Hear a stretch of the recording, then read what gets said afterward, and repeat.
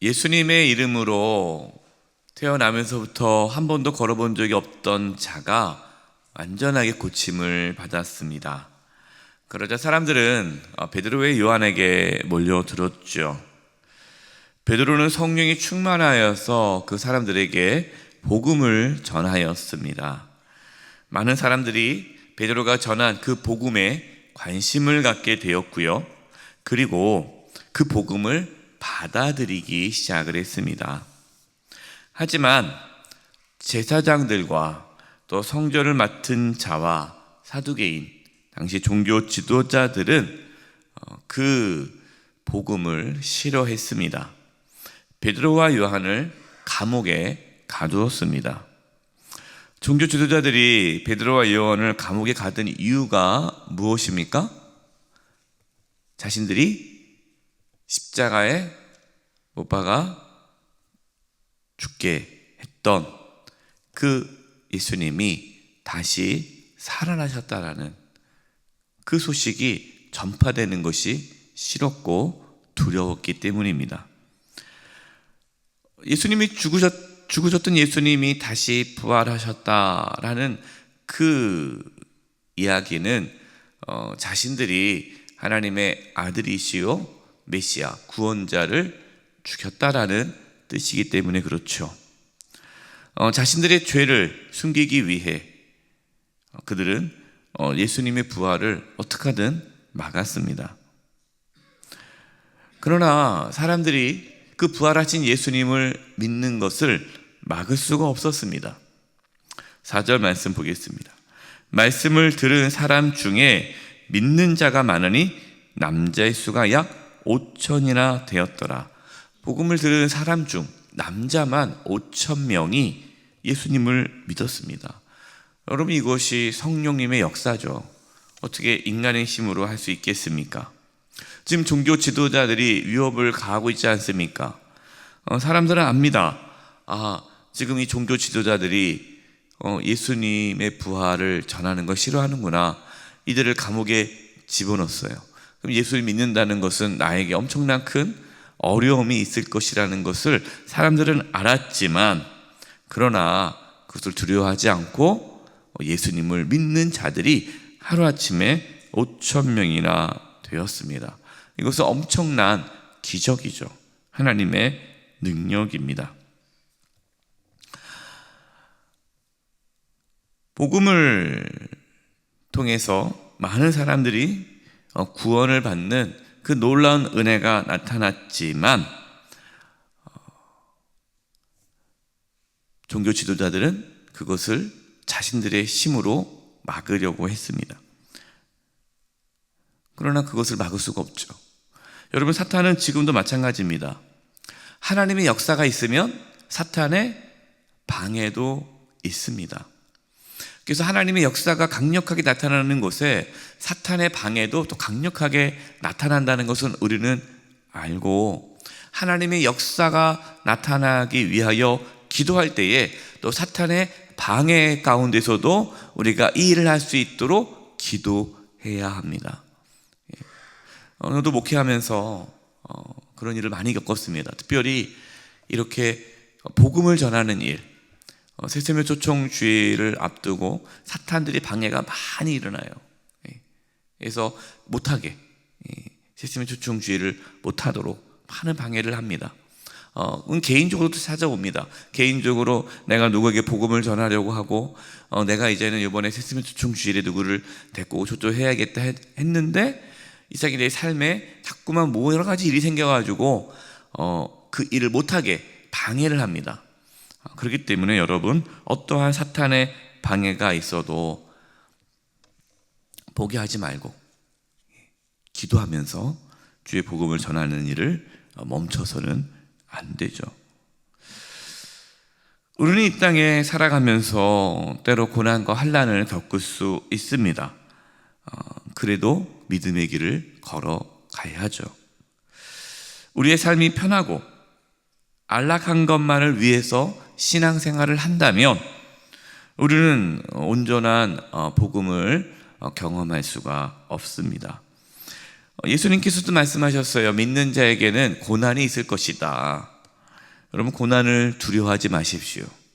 어떠한 고난 가운데서도 끝까지 복음을 전하면서 믿음의 길을 걸어갈 수 있는 그 은혜가 저와 여러분 가운데 있기를 바랍니다.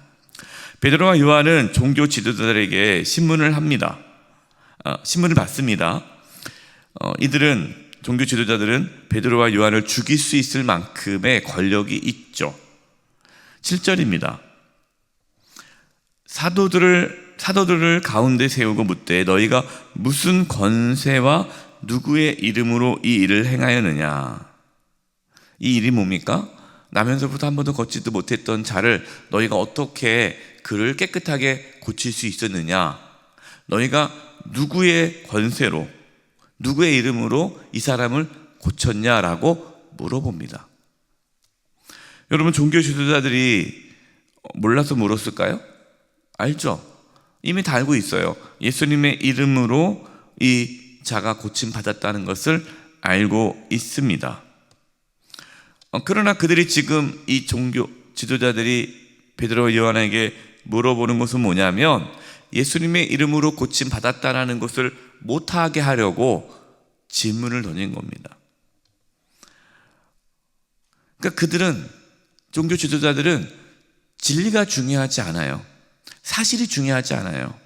정말 이 병든 자가, 나면서부터 걷지 못했던 자가 어떻게 고침받았을까, 그 사실이 궁금한 것이 아니고, 그 사실을 밝히는 게 아니고, 자신들이 옳다라고 여기는 것, 자신들이 맞다라고 하는 것, 자신들의 뜻이 계속해서 이루어지는 데 관심이 있고, 이것에 다르게 생각하는 것들을 다 제거하는 거예요. 그래서 이거를 지금 이 재판을 하는 것도 옳고 그름을 판결하는 것이 아니라 자신들의 생각을 더 굳건하게 하고 자신들의 생각과 다른 것들은 더 이상 나오지 못하도록 하기 위하여 지금 이 사도들에게 질문을 한 겁니다. 여러분, 우리는 어떻게 살아갑니까? 정말 하나님의 뜻, 하나님께서 원하시는 것이 무엇인지를 늘 고민하며 살아갑니까? 아니면 내가 원하는 거, 내가 생각하는 거, 그거를 계속해서 주장하면서 하나님의 뜻도 내가 원하는 대로 이끌어 가야 되어야 된다고 그렇게 주장하면서 살아가고 있지는 않습니까? 여러분, 우리는 늘 우리의 생각과 우리가 원하는 것을 늘 주님 앞에 내려놓고 하나님께서 무엇을 원하시는지 고민하며 살아갈 수 있기를 바랍니다. 8절과 10절입니다. 이에 베드로가 성령이 충만하여 이르되 백성의 관리들과 장로들아, 만일 병자에게 행한 착한 일에 대하여 이 사람이 어떻게 구원을 받았느냐고 오늘 우리에게 질문한다면 너희와 모든 이스라엘 백성들은 알라. 너희가 십자가에 못 박고 하나님이 죽은 자 가운데 살리신 나사렛 예수 그리스도의 이름으로 이 사람이 건강하게 되어 너희 앞에 섰느니라. 베드로는 종교 지도자들의 위협이 전혀 두렵지 않았습니다. 지금 종교 지도자들이 무엇을 지금 답을 원하는지, 그들이 무엇을 요구하는지 알고 있죠. 그러나 베드로는 성령이 충만했습니다. 여기 말씀이 나오죠. 베드로가 성령이 충만하여. 베드로가 담대히 그 종교 지도자 앞에서 예수님, 부활하신 예수님, 너희들이 십자가 못 박은 그 예수님이 부활하셨고 우리 주와 그리스도가 되셨기 때문에 이 사람이 온전케 되었다라는 그것을 담대히 전할 수 있었습니다. 여러분, 베드로의 담대함은 베드로에게 있지 않고 성령의 충만한 은혜 가운데 있었던 거죠. 여러분, 우리가 신앙생활을 할 때에 어떻게 그렇게 담대하게 신앙생활을 할 수 있을까요? 여러분, 우리가 어떠한 고난과 환난 가운데서도 어떻게 믿음의 생활을 할 수 있습니까? 우리가 믿지 않은 사람들에게 어떻게 담대히 예수님이 주와 그리스도가 되셨다라고 선포할 수 있겠습니까? 여러분, 그 담대함은 우리에게 있지 않고 성령님께 있어요. 이 성령의 충만함을 받아야 됩니다. 우리는 매일매일 성령의 충만함을 구해야 돼요. 성령 충만하지 않고서는 여러분, 우리는 신앙생활을 제대로 할 수가 없습니다. 그래서 오늘도 여러분, 이 새벽에 성령의 충만함을 구하시기 바랍니다. 여러분, 제일 먼저 구할 기도 제목은 성령의 충만함이에요. 하나님, 오늘도 나에게 성령의 충만함을 주셔서 성령의 능력으로 담대히 살아가게 도와주시고, 이 세상 가운데서 믿음의 사람으로, 하나님의 자녀로 살아갈 수 있는 그 용기와 믿음을 달라고 오늘도 여러분 성령의 충만함을 구하시기 바랍니다. 베드로는 숨김없이 담대하게 하나님께서 죽은 자 가운데 살리신 그 나사렛 예수 그리스도의 이름으로 이 사람이 건강하게 되었다라고 선포합니다. 베드로는 예수님의 부활을 전하고 있는 거예요. 그리고 나사렛에서 태어나신 그 예수님이 그리스도가 되심을 전하고 있습니다. 여러분, 예수님께서 부활하셨다라는 그 사건은 단순히 예수님이 부활하신 것을 의미하는 것이 아니라 그 예수님이 주와 그리스도가 되신 것을 보여주는, 증명해주는 사건이 예수님의 부활이죠. 지금 예수님께서 나면서부터 한 번도 걷지 못했던 자를 고쳐주시지 않았습니까? 부활하신 예수 그리스도의 이름으로 그가 일어났다. 그러니까 사람들에게 예수님이 주요 그리스도가 되셨다라는 것을 증명하는 사건이 이 나면서부터 걷지 못했던 자가 일어난 거죠. 그 사건을 통해서 예수님의 부활이 사실이고, 그 부활하신 예수님이 우리의 주와 그리스도가 되셨다는 것이 증명되는 것입니다. 그러면서 베드로가 이렇게 얘기하죠. 11절, 이 예수는 너희 건축자들의 버린 돌로서 집 모퉁이 머릿돌이 되었느니라. 너희들은 마치 건축자들이 버린 돌처럼 예수님을 십자가에 못 박았지만, 예수님을 너희가 죄인처럼 아무 필요가 없는 자로 십자가에 못 박았지만, 사실 예수님은 건축자들이 버린 돌이 아니라, 쓸모없는 돌이 아니라 진짜 집 모퉁이의 머릿돌이 되셨다라는 거죠. 여러분, 집을 지을 때 머릿돌이 없으면은 집을 지을 수가 없어요. 기초죠, 반석이죠. 모퉁이에 머릿돌이 없으면 집이 세워지지 못하듯이 예수 그리스도를 통해서는 구원을 받을 자가 없다라는 겁니다. 다른 건 다 없어도 되지만 집 모퉁이에 머릿돌이 없으면 안 되듯이 정말 우리에게 필요한 것은 예수 그리스도라는 것을 전하고 있는 것이죠. 그러면서 12절, 우리 중요한 말씀이니 같이 한번 읽어보겠습니다. 12절 말씀을 시작. 다른 이로서는 구원을 받을 수 없나니 천하 사람 중에 구원을 받을 만한 다른 이름을 우리에게 주신 일이 없음이라 하였더라. 아멘. 여러분, 이 말씀을 믿으시기 바랍니다. 다른 이로서는 구원을 받을 수가 없어요. 오직 예수님만이 구원자이십니다. 예수님을 믿지 않으면 구원을 받을 수가 없습니다. 여러분, 우리가 복음을 전하는 이유, 새세며 초청 주예를 하는 이유, 이것은 아주 단순하고 분명합니다. 예수님 밖에 구원자가 없기 때문에 그래요. 여러분, 예수님만이 생명이시고 구원자이십니다. 예수님 믿지 않으면 하나님의 심판을 받게 되는 거예요. 여러분, 우리가 그러한 복음의 확신, 복음의 유일성, 오직 예수 그리스도만이 유일한 구원자라는 것을 우리가 정말 믿는다면, 여러분, 우리는 복음을 전하지 않을 수가 없죠. 우리의 사랑하는 가족, 예수님 믿지 않고 살아가는 우리의 자녀들, 가족들, 친구, 이웃들, 어떻게 그들에게 복음을 안 전할 수 있겠습니까? 그들이 하나님의 심판을 앞두고 있는데 어떻게 복음을 안 전할 수가 있어요?